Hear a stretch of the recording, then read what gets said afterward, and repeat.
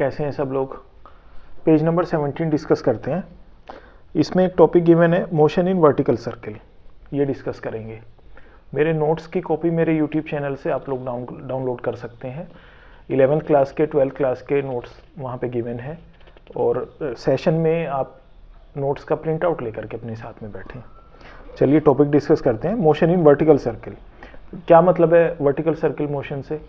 Horizontal circle में भी motion हो सकता है, वर्टिकल सर्किल में भी मोशन हो सकता है। इससे मतलब ये है कि जैसे एक स्ट्रिंग है, एक स्ट्रिंग को आपने अपने हाथ में पकड़ा है और दूसरे उस स्ट्रिंग के एक एंड को अपने हाथ में पकड़ा है, दूसरे एंड से एक कोई ऑब्जेक्ट आपने टाई कर दिया। तो इसको आप इस तरीके से घुमाएं, तो ये घुमाएंगे तो ये वर्टिकल मोशन हो गया। इसको हॉरिजॉन्टल में भी घुमा सकते हो, तो इस तरीके से घुमाओगे तो ये हॉरिजॉन्टल सर्कुलर मोशन हो गया। ऐसे घुमा रहे हो तो ये वर्टिकल सर्कुलर मोशन हो गया। तो हम वर्टिकल सर्किल मोशन कंसीडर करना चाहते हैं। इसमें कैलकुलेट करेंगे कुछ चीज़ें।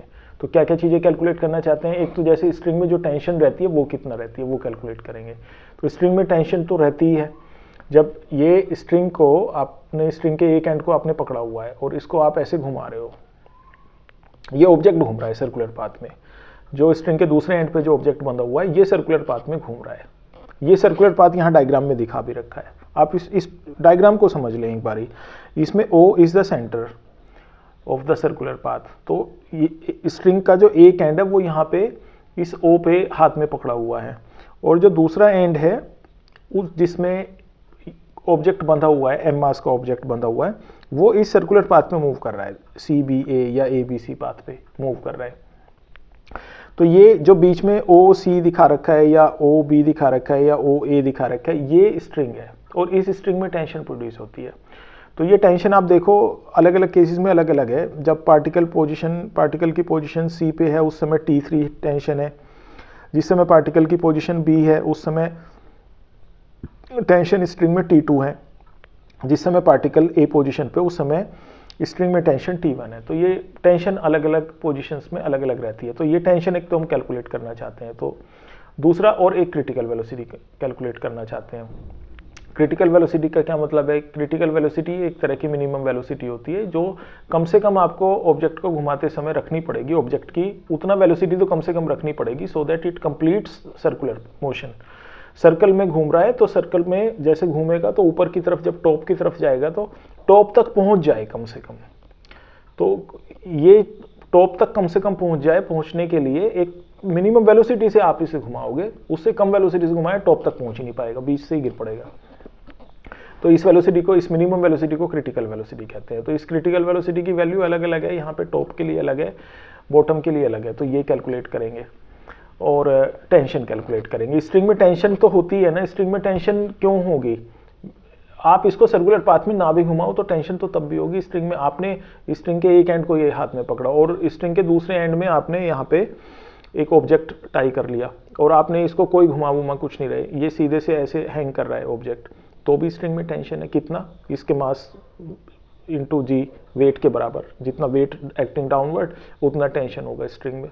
तो टेंशन तो तब, और जब इसको घुमाओगे तो तब तो टेंशन और बढ़ेगा या अलग अलग होगा। तो क्यों बढ़ेगा? सेंट्रीफ्यूगल फोर्स की वजह से बढ़ेगा। ऑब्जेक्ट जब घूमता है तो उसके ऊपर एक सेंट्रीफ्यूगल फोर्स लगती है और नेसेसरी सेंट्रीपिटल फोर्स प्रोवाइड करती है स्ट्रिंग।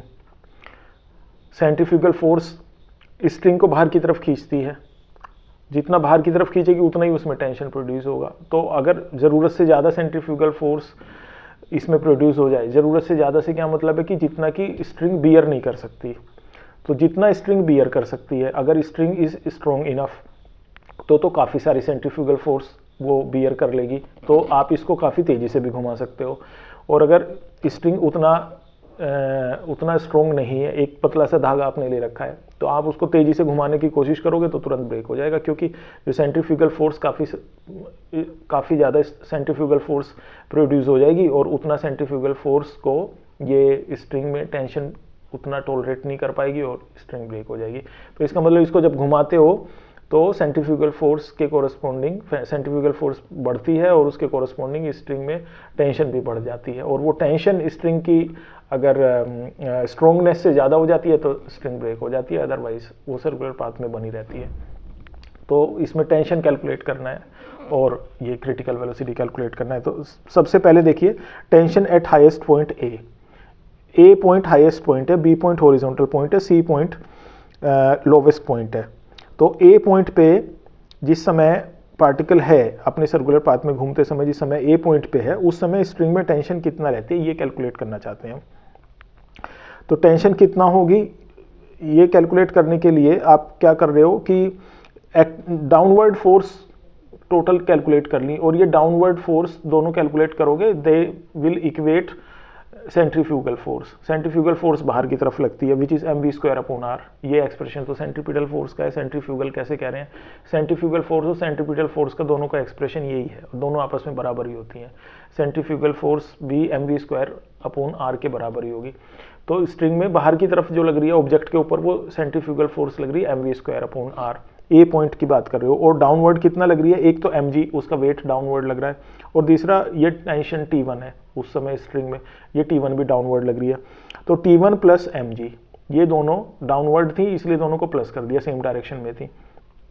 तो T1 plus mg will collectively equate mv²/r in case of equilibrium. तो ये इक्वेशन यहाँ से इस इक्वेशन को सोल्व कर लो तो आपको T1 की वैल्यू मिल जाती है। T1 is equal to mv²/r minus mg। ये T1 की वैल्यू हो जाएगी जिस समय A में है, वो A हाईएस्ट पॉइंट पे है। Now when the object is at horizontal point B, तो उस केस में टेंशन कैलकुलेट करते हैं। टेंशन एट हॉरिजॉन्टल पॉइंट तो कितना होगी, T2 is equal to mv²/r होगी, क्योंकि ये जो इसका वेट है mg वो T2 के साथ भी ऐड नहीं होगा, mv²/r के साथ भी ऐड नहीं होगा। तो सेंट्रीफ्यूगल फोर्स mv²/r को कौन काउंटर बैलेंस कर रहा है, उसको तो T2 ही काउंटर बैलेंस कर रहा है, तो इस केस में तो T2 is equal to mv²/r हो जाएगा। Now tension at lowest point C point पे आप देखो, सी पॉइंट पे mg जो इसका वेट है वो तो एक्टिंग डाउनवर्ड है, T3 टेंशन अपवर्ड है, और सेंट्रीफ्यूगल फोर्स बाहर की तरफ ही है, तो यानी वेट के साइड ही होगा, जिस तरफ वेट लगा हुआ है उसी तरफ सेंट्रीफ्यूगल फोर्स भी होगा। तो T3 is equal to mg plus mv²/r। T3 is equal to mv²/r plus mg, because mv²/r बाहर की तरफ है, पॉइंट सेंट्रीफ्यूगल का मतलब pointing away from the centre, तो ये pointing away from the centre हो जाएगा बाहर की तरफ, और mg भी mg डाउनवर्ड लग ही रहा है बाहर से, मतलब है यहाँ पे सेंट्रीफ्यूगल फोर्स ये सर्कुलर पाथ में सी पॉइंट पे नीचे की तरफ हो गया बाहर, सी पॉइंट पे बाहर मतलब नीचे की तरफ, तो सेंट्रीफ्यूगल फोर्स नीचे की तरफ लग रहा है, mg भी नीचे की तरफ लग रहा है, तो this mg plus centrifugal force is equal to tension in the string. तो T3 is equal to mv²/r plus mg, ये आ गया। Now we calculate velocity at highest point A। Highest point A पे वेलोसिटी कैलकुलेट कर लेते हैं। तो ये वेलोसिटी कौन सी वेलोसिटी, हम क्रिटिकल वेलोसिटी की बात कर रहे हैं, क्रिटिकल वेलोसिटी कैलकुलेट करना चाहते हैं। क्रिटिकल वेलोसिटी से ज़्यादा तो कितनी भी वेलोसिटी रख लो तो ऑब्जेक्ट घूमता ही रहेगा, उसमें कोई दिक्कत नहीं है, सर्कुलर पाथ पे बना रहेगा। लेकिन जो एक मिनिमम वेलोसिटी आपको मेंटेन रखनी पड़ेगी so that it keeps on moving on the circular path, उस वेलोसिटी को आप ये कह रहे हो क्रिटिकल वेलोसिटी, वो क्रिटिकल वेलोसिटी कैलकुलेट करना चाहते हैं हाईएस्ट पॉइंट A पे।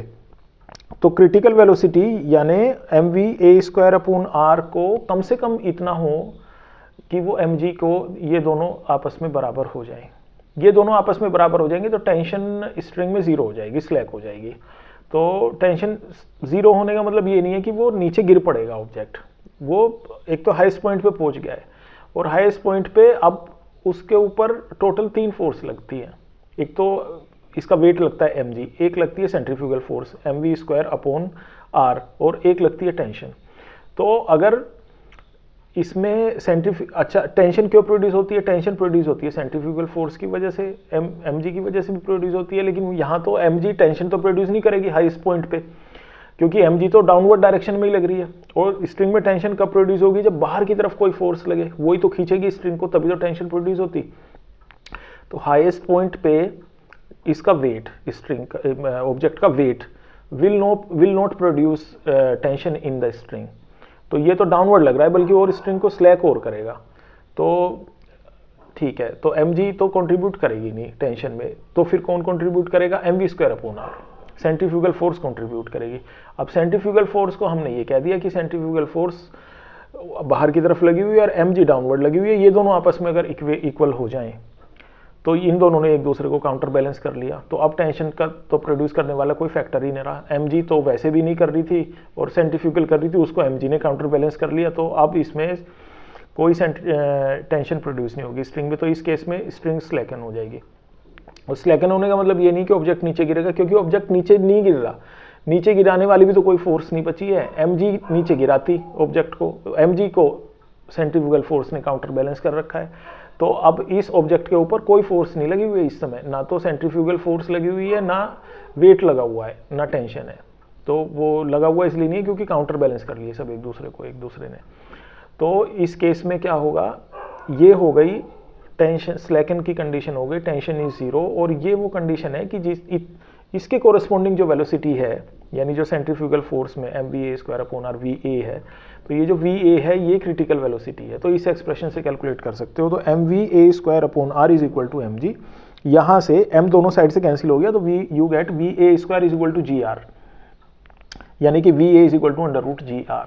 तो ये क्रिटिकल वेलोसिटी की वैल्यू हो गई हाईएस्ट पॉइंट पे। तो हाईएस्ट पॉइंट पे अगर इतना वेलोसिटी के साथ ऑब्जेक्ट मूव कर रहा था √gr वेलोसिटी के साथ में, तो वो अपना सर्कुलर पाथ पे मेंटेन रहेगा। अदरवाइज इससे वेलोसिटी अगर कम हो गई तो वो सर्कुलर पाथ मेंटेन नहीं रख पाएगा। और ये जो √gr है, इसमें क्या क्या चीज़ें हैं, g is gravitational acceleration, r is radius of circular path. Now we want to calculate velocity at lowest point c point पे वेलोसिटी कैलकुलेट करने के लिए हम सिंपल ये third equation of motion use कर रहे हैं, v² equal to u² plus 2as। तो here we want to calculate critical velocity at point c vc। तो ये कितना होगी, इसको हमने v की जगह पे इसको रख लोगे, v² equal to u² plus 2as में v की जगह पे vc रख लोगे, क्योंकि आप vc ही कैलकुलेट करना चाहते हो ना। तो ये vc का स्क्वायर बन गया, u की जगह पे va रख लिया आपने इनिशियल वेलोसिटी, तो ये va² हो गया, और प्लस 2as, a की जगह पे g, और s की जगह पे कितना डिस्टेंस चल के आया a से c तक आने में, नीचे वर्टिकल डिस्टेंस कितना हुआ, वो उसके डायमीटर के बराबर। तो रेडियस r था, डायमीटर 2r हो गया। तो डिस्टेंस की जगह पे, s की जगह पे आपने 2r पुट कर दिया। तो ये एक्सप्रेशन बन गया vc² equal to va² plus 2g into 2r। और इसको सोल्व करोगे तो va² की वैल्यू रख लोगे इसमें gr, तो ये मिला आपको vc² is equal to 5gr, यानी कि vc की वैल्यू √5gr। ये आपको सी पॉइंट पे, बॉटम पॉइंट पे क्रिटिकल वेलोसिटी की वैल्यू मिल गई √5gr। यानी कि इतनी वैल्यू अगर है इस वेलोसिटी से अगर आप घुमा रहे हो ऑब्जेक्ट को, तो फिर वो सर्कुलर पाथ मेंटेन रख पाएगा। हाईएस्ट पॉइंट पे पहुंचने में भी √gr उसके पास वेलोसिटी अपने आप ही हो जाएगी, अगर इतना √5gr आपने मेंटेन किया हुआ है, या हाईएस्ट पॉइंट पे √gr मेंटेन किया है, तो इसका मतलब बॉटम पॉइंट पे भी √5gr अपने आप ही हो जाएगी मेंटेन। तो ये इनमें से दोनों को कोई सी को भी मेंटेन कर लो, दूसरी तो उसके कोरस्पॉन्डिंग वेलोसिटी अपने आप मेंटेन हो ही जाती है, और ये अपने सर्कुलर पाथ को मेंटेन रख पाता है ऑब्जेक्ट। तो these are values of critical velocities. Now एक चीज और कैलकुलेट कर रहे हैं lastly, tension at lowest point C point पे टेंशन कैलकुलेट करना चाहते हैं, यानी T3 की वैल्यू कैलकुलेट करना चाहते हैं। तो T3 कैलकुलेट करने के लिए T3 का एक्सप्रेशन तो आपने निकाल लिया था, mv²/r प्लस mg। इसमें क्रिटिकल वेलोसिटी रख लो आप v की जगह पे, तो v की जगह पे vc² आ गया। तो vc²/r इसकी वैल्यू 5g आप कैलकुलेट करके आए हो, तो ये m into 5g plus g, ये 6mg वैल्यू मिल गई आपको, यानी कि T3 टेंशन जो होगी उसकी वैल्यू 6mg है। तो आई होप कि आपको ये अच्छे से समझ में आ गया होगा। अब इसमें एक दो टॉपिक और हैं, एक ये work done by constant force और एक work done by continuous force. ये कैसे कैलकुलेट किए जाएं, इनको समझना है। तो इसमें पहले ये समझ लो कि कांस्टेंट फोर्स क्या होती है और वेरिएबल फोर्स क्या होती है। कांस्टेंट फोर्स का मतलब है ऐसी फोर्स जो लगातार उतना ही मैग्नीट्यूड मेंटेन रहता है। किसी ऑब्जेक्ट के ऊपर 5 न्यूटन की फोर्स लगाई गई है, वो 5 न्यूटन ही लगी रहती है लगातार, वो कम या ज़्यादा नहीं होती। तो इस तरह की फोर्स को कांस्टेंट फोर्स कहते हैं।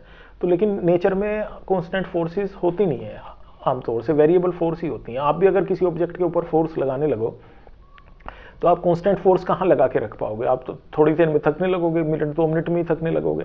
तो धीरे धीरे आप जितना फोर्स लगाई थी आपने स्टार्टिंग में, उससे फोर्स कम होने लगेगी। आप एक ट्रंक को पुश करके ले जा रहे हो। एनसीईआरटी का एक बढ़िया सा एग्जांपल है, उसमें एक वुमेन रेलवे प्लेटफॉर्म पे एक ट्रंक को खींच करके ले जा रही है, बॉक्स को खींच करके ले जा रही है या पुश करके ले जा रही होगी। तो वो स्टार्टिंग में उसने उसको पुश करना स्टार्ट किया, तो यानी कि खूब अच्छी फोर्स लगाई। अब वो धीरे धीरे फोर्स धीरे धीरे थकने लगी वूमेन और वो फोर्स धीरे धीरे कम लगी और आखिर में थोड़ा सा 10-20-50 मीटर चलने के बाद तो वूमेन उस बॉक्स के ऊपर ही बैठ गई थक के, तो फोर्स जीरो हो गई, कहने का मतलब है। तो ये तो एक नॉर्मल सिचुएशन है, फोर्स धीरे धीरे कम होती जाती है। तो इस such kind of a force is called variable force, इसमें उसका मैग्नीट्यूड बदलता रहता है। तो कांस्टेंट फोर्स अगर लगी है किसी ऑब्जेक्ट के ऊपर तो इस केस में तो वर्क कैलकुलेट करना आसान रहता है। मतलब आसान का मतलब है कि हम खूब फैमिलियर हैं। तो वर्क कैसे कैलकुलेट करते हो, फोर्स इनटू डिस्टेंस से कैलकुलेट करते हो। W is equal to F dot S, ये डॉट है, डॉट प्रोडक्ट लेना पड़ेगा। फोर्स एक स्केलर क्वांटिटी है, डिस्प्लेसमेंट एक स्केलर वेक्टर क्वांटिटी है। Force is a vector quantity, displacement is a vector quantity, work is a scalar quantity. तो force और डिस्प्लेसमेंट के बीच में कौन सा प्रोडक्ट लिया जाए, दो वेक्टर्स के बीच में इनके डॉट प्रोडक्ट लेना पड़ेगा, तभी आपको एक स्केलर क्वांटिटी मिलेगी। तो F S cos theta, where theta is angle between F and S. तो ये तो आप कांस्टेंट फोर्स के केस में कैलकुलेट कर लो। वेरिएबल फोर्स है अगर किसी ऑब्जेक्ट के ऊपर लग रही है तो इस केस में वर्क कैसे कैलकुलेट करते हो, तो इंटीग्रेशन अप्रोच इसमें चलती है।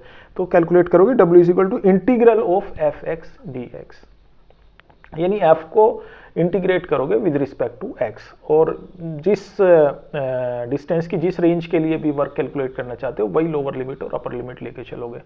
तो यहाँ इंटीग्रेशन की लोअर लिमिट x1 ले लोगे, अपर लिमिट x2 ले लोगे, और with in the suitable ranges आप इसको इंटीग्रेट कर लोगे तो आपको वर्क डन मिल जाएगा। तो वर्क का एक्सप्रेशन क्या निकाला आपने वेरिएबल फोर्स के केस में, W is equal to integral of F x d x, lower limit x1 upper limit x2। तो इस पेज पे इतना ही रखेंगे, नेक्स्ट टॉपिक के साथ पेज नंबर 18 पर कंटिन्यू करेंगे।